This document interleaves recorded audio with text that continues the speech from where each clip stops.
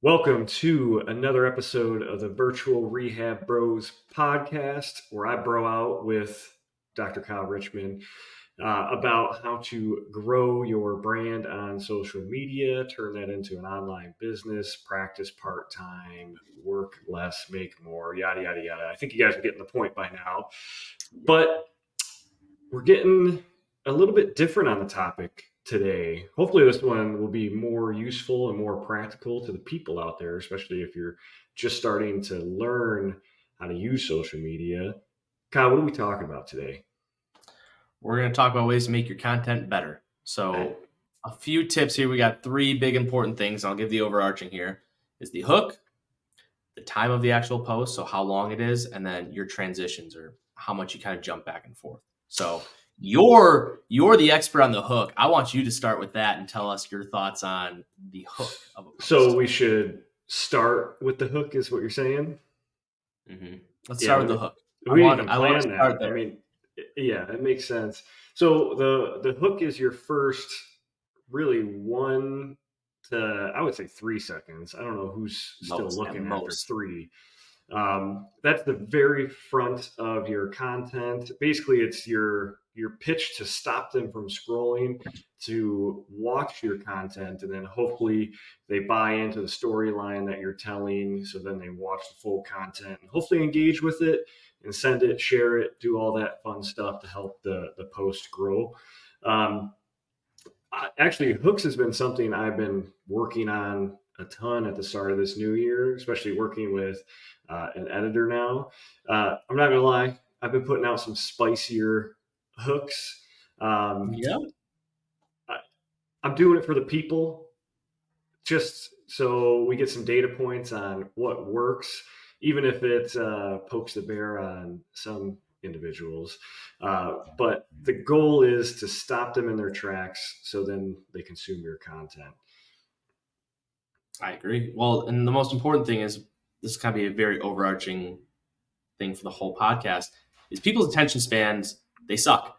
They're not on your post watching the full thing. You are one of the few they're just swiping through and going, from post to post. You want to get them at least hooked for a second or two to maybe see if they're going to enjoy that content to keep watching. Otherwise, what you don't always want is someone that's just going to look, like, and move on. You want them to actually consume the content because of the analytics on that, because of the algorithm favors that stuff. So you want to create content that's going to be consumed for a longer period. Now, Does a hook have to only be words, Mitch, or can it also be other things? No, I mean, it could be a really good transition depending on what you're doing. Like, for example, obviously I follow you and I see your post. I do more talking to the camera, so it's easy for me to say, stop doing this or whatever it may be, to literally stop them from scrolling.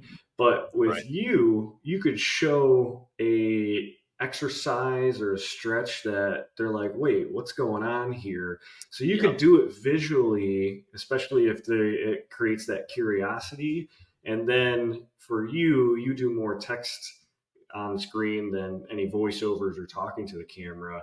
Then you could start to pull them into a storyline by giving them a little bit in the caption, and then take them along that journey. So there's multiple ways you can get people to do this. We do it completely opposite, and we're still getting results. So, I mean, that's the cool thing about us collaborating, is we can bring our 2 cents from the different types of content we both produce. And that's something I think a lot of people get confused with, is the hook, because they think it has to just be some sort of text that's going to stop you, or some sort of you're verbally saying something to stop them.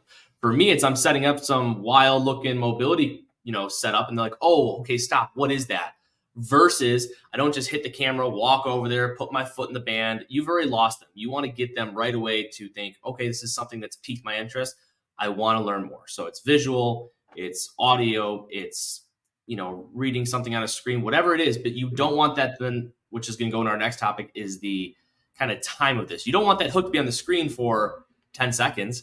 You want it to be something quick, because remember, everyone on social media has a very fast attention span, and you can think about it yourself. How long do you sit and go, oh, this person's talking for a minute and a half. I'm going to sit here and watch that whole thing.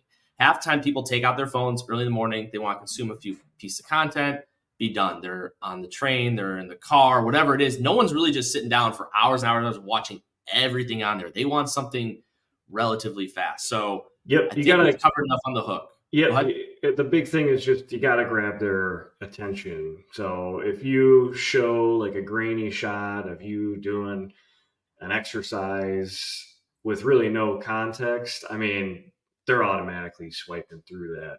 But if you do Gone. more like Gone. talking content, like I do, if you're okay with kind of being a little bit more controversial, then you could throw out a "Hey, stop doing this exercise," and then you take them on a journey to give them full context of why you're saying that. And obviously, the caption can help explain more things too.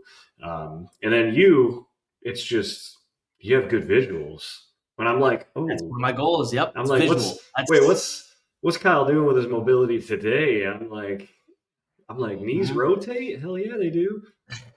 Well, so that's what people get confused. They have to have this like, stop doing this on the screen for every single post. You're like, well, it doesn't always have to be that. I have some that have that. I have some that don't. But then again, it's like, that's why there's these different ways you can do this and figure out what works best for your content. Because some people who might be, my content's very visual, right? If I just got on there and then started just doing more just talking, it might not be as beneficial. So it really, you have to know what your content is. That goes back to day one, pick your niche, define what that is, and then go from there. And I think we covered a lot on hook, which is good. Yep. Now We got transitioning them. into, We got them hooked we in. got the hook. now they're listening. They're like, oh, what's next? Yeah, we could I do a think whole episode on hook. I mean, there's a lot more that goes into it, but we're just trying to give 3 easy things you can kind of focus on improving. It doesn't mean you're going to improve it all in your next post, but at least you're going to be more consciously aware of what you got to work on going forward. How about we give an example of a bad hook? This is one I always like to point out is someone they put their camera up, they sit down and go, hi guys, welcome back to my page. My name is Dr. Kyle Richmond. And today I want to show, they're gone. Like no one's sitting there and watching that whole thing. You've wasted 5 seconds and they're not waiting. Like you got to go back and think about how you consume social media. It's fast like that. It's literally like a second or two before they're already gone. So if you're setting it up, you're sitting down, I'm putting my foot in there, I'm taking my breath. No one wants to watch that. You've lost. And we can go in the analytics. We'll do it in another podcast, but that's important. Now, that brings us into our next part is the time and how long your content is, right? Again, let's think people short attention spans. Mitch, how long are your posts typically around? Like, what's your usual time frame? 20 to 60 seconds. So I'm a little bit different than you.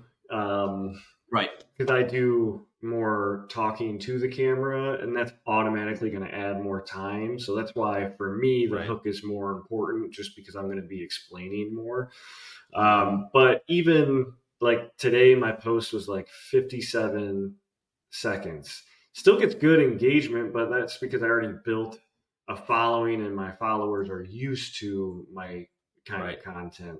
But when it comes to grabbing new followers or continuing to grow, that's where I'm trying to get closer to that 20-second mark. And it can be a challenge, especially at first, from someone who does more talking content.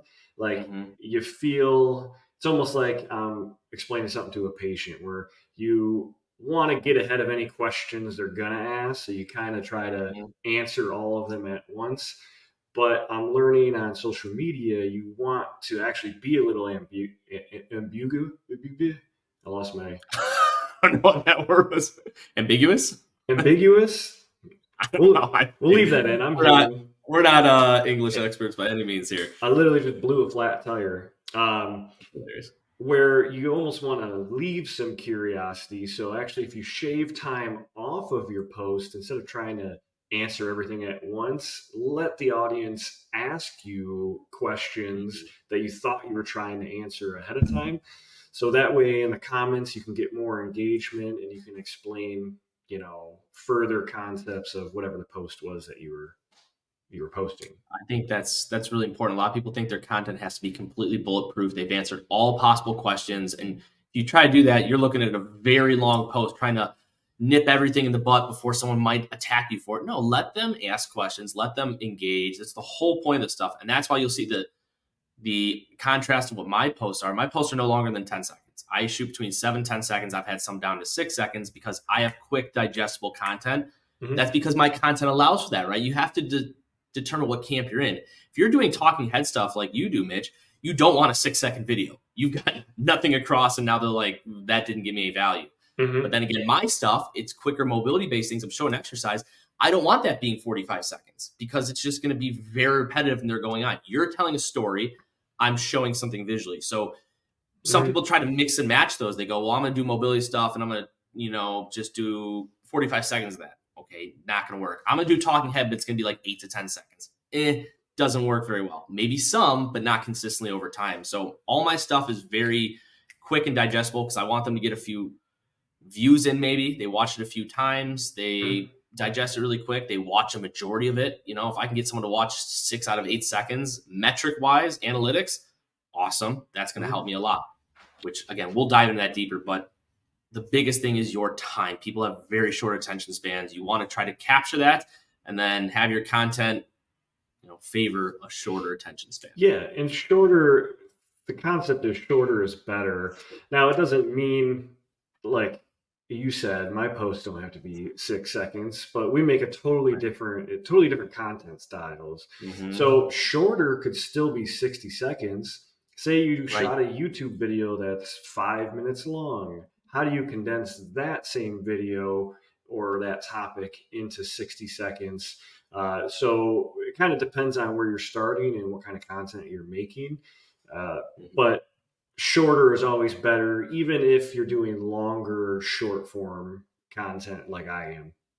Right. You just want to cut out the dead air and stuff like that. You don't want to have if I'm showing, let's say, a hip car, I don't need to show 6 different times of me doing the car. Once or twice is going to be sufficient because they can watch that again, right? Mm-hmm. Very few little points on it. Great. I don't have to bulletproof and make sure I put every single coaching cue, every single warning, every single why I do this. It's just pick a couple things, boom, boom, boom, show them, move on. Because if you try to make your content way too bulletproof and way too long, not only are you going to burn out, but you're going to spend so much time trying to make that for someone to literally go, that's cool, swipe up, they're done.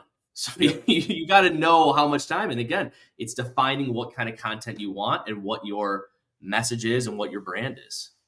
Yeah, that's where I wish this was black and white, but there's a lot of gray. But if you've been listening hopefully since the beginning, we're trying to teach the principles. Even though Kyle and I both make different types of content, we're still within the same niche, different content, same philosophies, where I'm trying to make shorter content, but short for me might be 30 seconds. Short for you is 6 seconds, right? So that's where it's super important to identify your niche and what kind of content you would like to make. Now, I'm biased. I think you create a better connection with your audience when you do talking type content because they can hear your voice.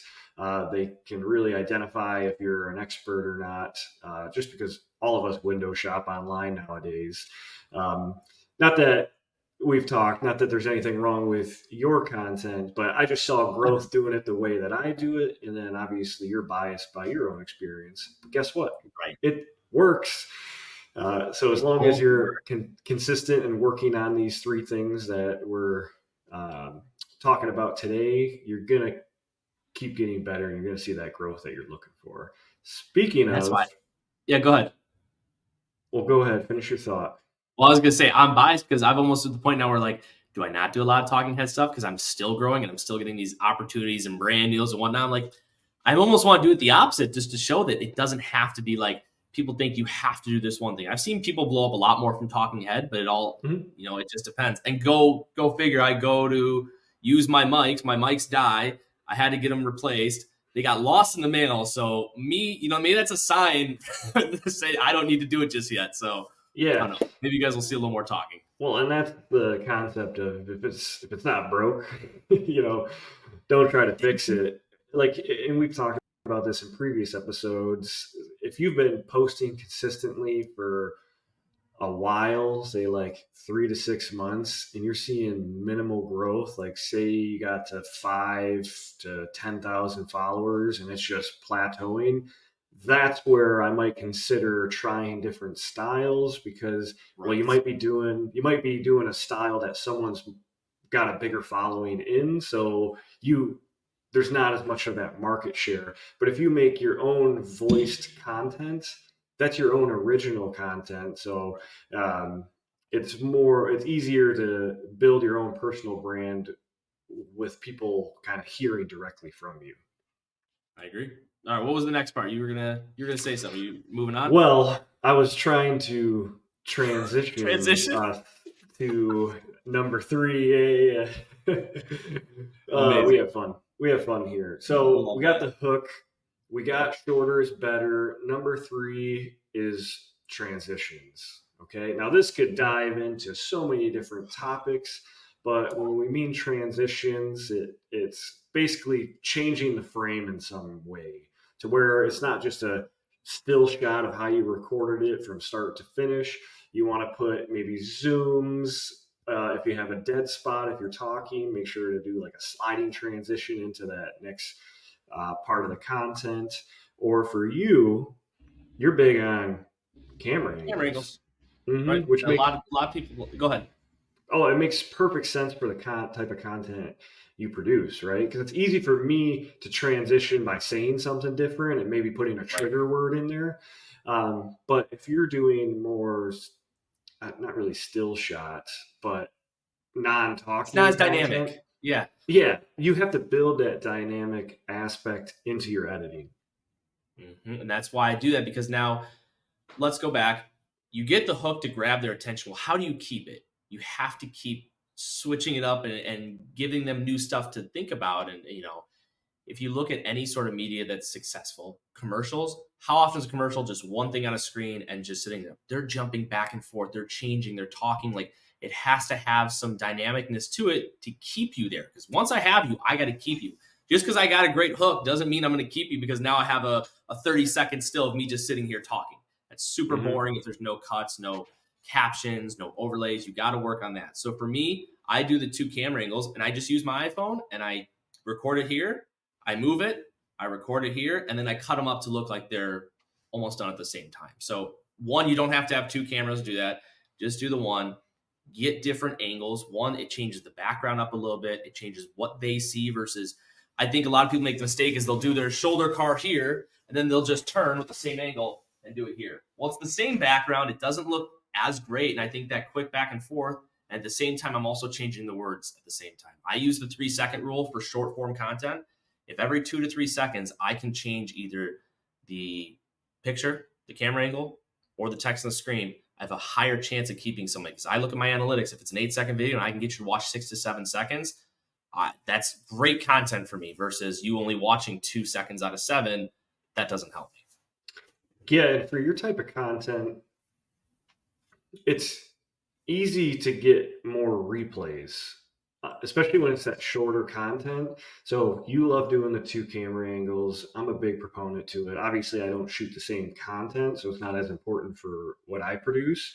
But if you go, your first shot is, oh, what's Kyle doing? And by the time you're trying to dissect that, oh, here's him doing it from another angle. And then if your third shot is going back to the original angle, then when the video replays, it's almost like a continuous loop where did the video stop?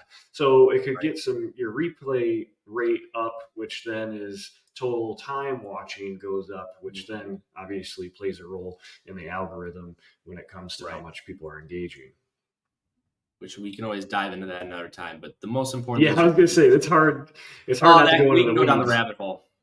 But your transitions, like for you, you're not necessarily in the 3-second rule, but you're focusing on doing something dynamically to what you have every however many seconds just to keep them. And I think a lot of people, the YouTube, it's different on YouTube, right? You don't transition every 3 seconds, but you do have to make some transitions at some point versus if I set my camera up and I go stand and I just stand here and I talk for a minute and a half, the odds of you keeping an audience is very, very low, right? Like if you go and listen to somebody speak, usually they have like a PowerPoint or something to try to at least get your attention, change a slide, like keep things fluid. It's very hard to go listen to somebody, and you've all been in school where if you have a professor that has nothing up behind them, they're just reading or just talking to you, you don't keep their attention very long. As soon as that slide changes, you pay attention. Even if it's not a topic that you're necessarily interested in, if it grabs your attention because of a transition like that, then you're going to be doing the same thing when it comes to your content. And then just to you mentioned 3 seconds. I think that's as high as you'd want to go. I think YouTube is around 6 to 7 seconds, and those are obviously spread out a lot more depending on your content. So for that even shorter form, I mean, if you're making content like you, it should be 2 seconds. I base it off of what the words I have on the screen, right? If I want to put a little more lengthier stuff, I want to give them a little bit of time to read it where it's okay, Mhm. quick. Some people put like a whole paragraph on there and they'll transition with 2 seconds. You're like, well, that person never read it. And now they have to either hold it to pause and then they just get like, I don't care anymore. So you have to almost match up with your POV, word. Yeah, POV, you POV do stuff. this stretch, and God, now some people have you're blown up on that, and we got to call that thing. That's got to die. There's no way it's not sustainable content. It's just some people do great on it. They found the magic algorithm for that, but then that's not what you're going to do forever. You're just going to do POV content for the next 10 years. It's not going to happen. well, But it's a trend. All trends come to an end. So mhm, that's where it goes back to an earlier episode where I said, even if you're doing one trend as part of your content, like for me at this current moment, I'm doing a lot of stop doing this exercise, which is a common trend. Is it something I'm going to do forever?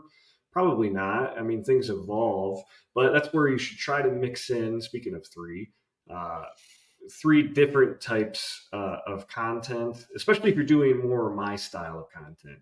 yeah, You can change it depending on like what your initial kind of grab is, but yes, yours is easier to stay more linear, maybe one or two different strategies. For me, I'm trying to at least have three working frameworks. yeah. I have a couple I switch between. It's like this is mobility, this is not. Stop this, do this instead, and then just the flat out mobility stuff I do because I know I have a good hook on those things. So you kind of will start defining what your three are. Hmm. But I think we hit the big to dos with making your content better. That's our whole goal. And this is how do you make it better, right? Um, Yep. anything We else you didn't want to add hold on your this? hand. Yeah, we didn't hold your hand along the whole journey. Uh, these are principles and topics with subtopics within them. You and I talked beforehand. It's like, man, we could do a whole series on transitions. There's so many different ways you can keep someone's attention. I mean, for me, captions play a huge role since I'm talking. Zooming in, zooming out. An actual transition between frames. Right. So, camera angles, like it's easy to go into the weeds a little bit, but the goal of this episode was to plant the seed of how important these three things are. So then you can do a little bit more research. There's a ton of content on YouTube, or if you have direct questions for us, DM us and let us know, and we'll kind of point you in the right direction. I agree. And then now go look at your favorite, I'll call them influencers or content creators on social media. Look at their content and see if they follow these kind of three overarching, goals of the stuff for the content. I think everyone's about, whether they know it or not, the people that are succeeding are usually following this stuff. Like I just so happen to kind of start making my content like that, and I saw more people doing it, and I got reinforced over and over by other creators. Be like, this is the style of what you want to go for. Those people succeed. You don't see channels or pages that have 2-minute talking videos going viral and getting tons and tons of views. It's just not what that is. Maybe Mm-mm. once in a while that happens, but the masses are quicker, digestible, dynamic based content that's going to grab the attention and try to keep it as long as you can. That's the goal of any sort of media, is get you hooked and keep you there. So Yeah, and I would say the hook is the most important if you're making more generalized content. So if it's like movement and mobility, if you're not going into like movement for geriatric individuals or something super specific, you don't have to be as like hook dominant because you're just talking to a very specific niche. And once they find your content, they're going to consume it because they are the right. avatar that you're going for. So again, there's a lot of layers to the social media and especially Instagram onion. But that's why we're just planting seeds now. We're just planting seeds, and hopefully they start growing because hopefully springtime's around the corner. Well, I think we covered all of it. As we always say, if you guys have any specific questions, please let us know. We'd love to cover as many topics as people really want to know about. We can get, like we said, in the weeds with this stuff. We can go nitty gritty and really nitpick all this stuff, but we'll give you the broad stuff to start, and then we'll kind of really go down the rabbit holes on some of this. Yep, and follow us on Instagram at Virtual Rehab Bros Podcast. If you hit up the DMs there, we want to put together a Q&A episode pretty soon here. So obviously we have a plethora of knowledge, but we don't know where you're at in your exact journey. So the more specific things you can ask us, the better our content can be and the better we can teach you along the way. And you're going to notice that page does not follow a lot of these things, because that is not our goal of that page, to grow it and make it this big brand. It's over time, it's going to happen. We're just trying to get really good content, get the people we want eyes on that, and then give it time. So you're going to see that content is not the same thing. We don't have a hook on there. It's just some clips of what we're doing. And then that goes full circle, because really with that page, since, it's only like a week and a half, maybe 2 weeks old. What's the number one principle? Consistency. So you could tell the account's consistently posting something every day. It's not the flashiest thing, but again, the niche is so specific that if someone clicks on it and they're a rehab professional that wants to grow online, it's right there in the bio. You might look at a couple of our shots from the podcast and be like, oh, yeah, that was kind of helpful. Let me click on the link and listen to a full episode to see if these guys are full of crap or not. Yeah. And we know this is not going to be a 100K account. It shouldn't be, because there shouldn't be people on there as rehab professionals looking to do this stuff. So again, it comes back to you setting your expectations, setting your goals, and knowing what your niche is. Like, if you're very, very niche specific, you're not going to grow as fast, right? You can look at the two of our accounts. I'm way more niche specific, and this is crazy advanced mobility stuff, versus yours is a little more broad, beginner, intermediate stuff. And that's going to grow quicker, because that's going to take a bigger audience. Nothing wrong with that. It's just going to show there's, two different target audiences. Absolutely. All right. Hopefully you got some homework to think about, especially if you're making content regularly. Think of these 3 things. Again, you're not going to be a rock star right after listening to this, but now you're going to be more consciously aware of these principles and what you need to do to start leveling up that content. Boom. Until next week. See you.